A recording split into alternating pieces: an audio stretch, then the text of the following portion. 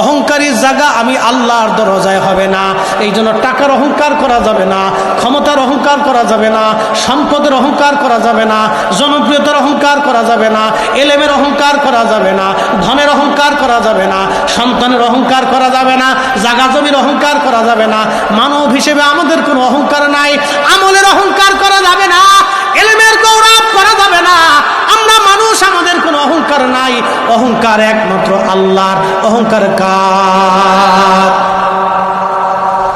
আদম সফিল্লাহ অহংকার করলো, আল্লাহর সাথে তর্ক করলো।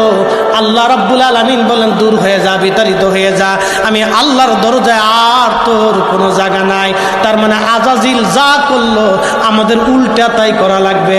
আজাজিল অহংকার করলো, সেজদা দিল না, আমাদেরকে সেজদা দেওয়া লাগবে। আর আল্লাহর দরবারে মাপ চাইতে হবে। আমরা যখন সেজদা দিব, আল্লাহর দরবারে মাপ চাবো, আমার আল্লাহ আমাদের জীবনের গুনাহগুলি তখন মাফ করে দিবে।